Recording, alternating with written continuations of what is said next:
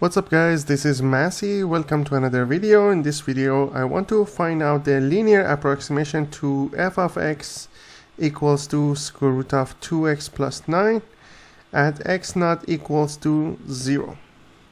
The formula for linear approximation is y equals to f of a plus f prime a times x minus a. fa, it means that f of x at a, which in this case is going to be f of x at 0. So that's going to be square root of 2 times 0 plus 9. That's going to be square root of 9, which is 3. We have the same thing for f prime a, which is f prime x equals to a, which is f prime x equals to 0. That's going to be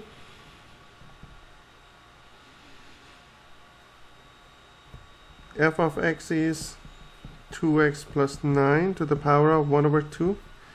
F prime x is going to be 1 over 2 times 2x plus 9 to the power of negative 1 over 2 times derivative of 2x plus 9, which is 2. 2 and 1 over 2 cancels out. It's going to be 1 over square root of 2x plus 9. So that's going to be 1 over square root of 2 times 0 plus 9, which is going to be 1 over root 9, which is 1 over 3. So when you sub it in the formula, it's going to be y equals to 1 over 3 plus, so that's going to be, it's going to be 3 plus, because f of a is 3, 1 over 3 times x minus 0. So that's going to be 3 plus 1 over 3x.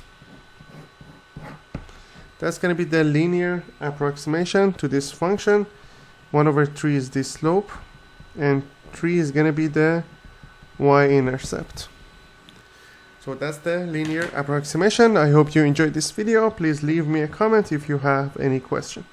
Please don't forget to subscribe this channel. You can have access to many other videos regarding differentiation, integration, and other topics in calculus, physics, and chemistry. And I will leave some related videos and playlists in the description in case you need extra practice question. Thank you for watching and have a great day.